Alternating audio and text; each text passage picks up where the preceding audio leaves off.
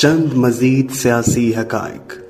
मुल्क में 6 माह से ये सवाल ज़ेरे बहस है, इस्टेब्लिशमेंट और इमरान खान के दरमियान आखिर इशू क्या है।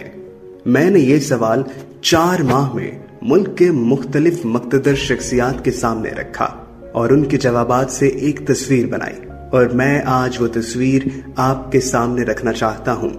ये तस्वीर 100% दुरुस्त है या जुज़वी, ये फैसला सिर्फ अल्लाह ताला कर सकता है और मैं ये फैसला उसी पर छोड़ता हूँ। ताहम वो सियासी हकायक जो मेरे नोटिस में आए वो मैं जूं के तूं आपके सामने रख रहा हूँ। इमरान खान को एस्टेब्लिशमेंट से 4 शिकवे हैं। उनका पहला शिकवा 2018 के इलेक्शन है। ये समझते हैं हमें 2018 में 2/3 अक्सरियत मिल रही थी, लेकिन हमारी सीटें जानबूझकर कम की गईं ताकि सिंध में आसिफ अली जरदारी, पंजाब में नून लीग और वफाक में हमें कमजोर रखा जा सके। चुनाचे मैं कमजोर मैंडेट की वजह से खुलकर फैसले ना कर सका। दूसरा शिकवा था मैं नुमाइशी वजीर आजम था, फैसले कोई और करता था और उन फैसलों की बदनामी मेरी झोली में डालती जाती थी। चुनाचे मैं 3.5 साल के तजुर्बे से इस नतीजे पर पहुंचा हूँ, इख्तियार उसी के पास होना चाहिए जिसके पास इख्तियार हो। मुल्क इस बेइख्तियारी में नहीं चल सकेगा। इमरान खान आसिफ अली जरदारी और नवाज शरीफ का नाम नहीं लेते, लेकिन ये मानते हैं इन लोगों का इख्तियार के मामले में बयानिया दुरुस्त था। तीसरा शिकवा, ये समझते हैं ओपोजिशन को एस्टेब्लिशमेंट ने इनके खिलाफ इकट्ठा किया। बफर्ज़े महाल ये लोग अगर खुद इकट्ठे हुए थे तो भी एस्टेब्लिशमेंट को मेरी हुकूमत बचानी चाहिए थी, लेकिन ये ऐन वक्त पर न्यूट्रल हो गए और यूं मुल्क का बेड़ा गर्क हो गया। और चौथा शिकवा, मैं मुल्क में नए इलेक्शन चाहता हूं, लेकिन ये लोग इस इम्पोर्टेड हुकूमत को सपोर्ट कर रहे हैं।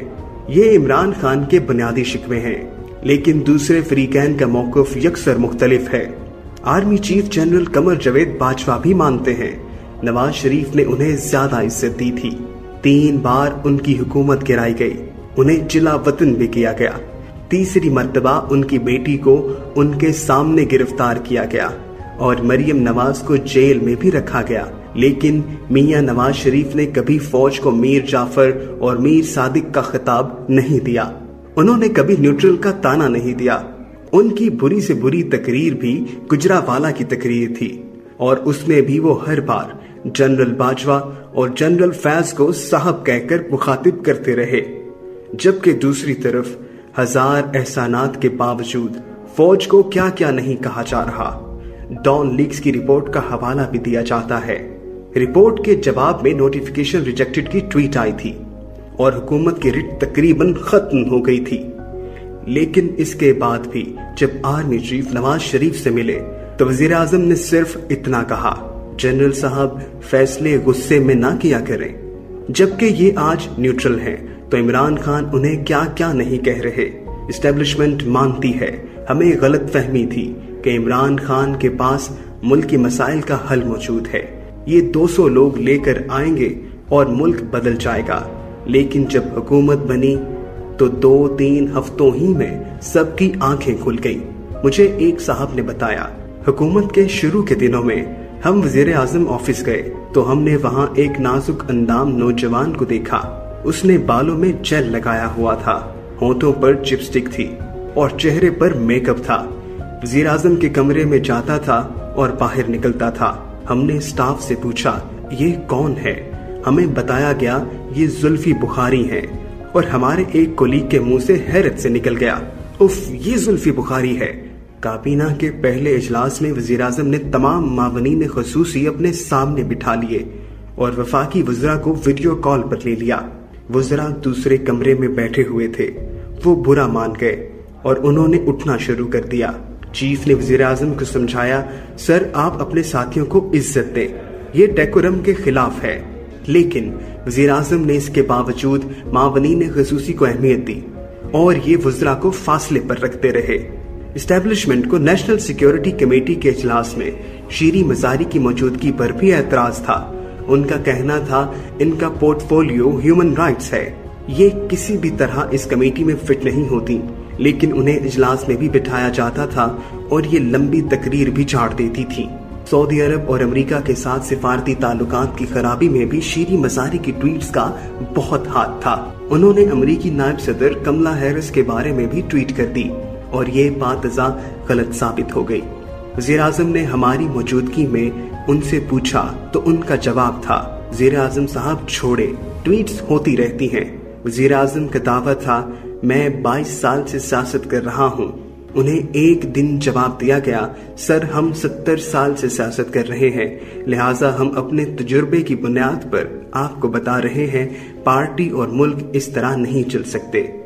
वज़ीर-ए-आज़म ने एक दिन बिग गन्स को बुलाकर कहा, आप अगर अपोजिशन के 20 लोगों को उठा लें तो ये सारे मसले खत्म हो जाएंगे। जवाब दिया गया, सर हम उन्हें कैसे उठा सकते हैं, हमारे पास कोई इख्तियार नहीं।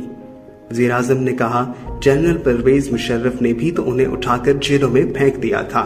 जवाब दिया गया, सर वो मार्शल लॉ एडमिनिस्ट्रेटर थे, जबकि मुल्क में इस वक्त जमहूरियत है, हम लीडर्स को कैसे उठा सकते हैं।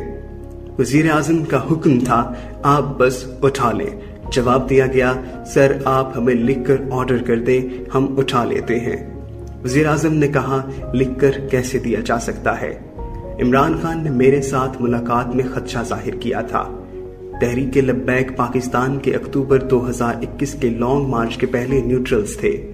मैंने इस खदशे पर तहकीक की तो एस्टेब्लिशमेंट और साबिक काबीना के 5 वज़रा ने तस्दीक की।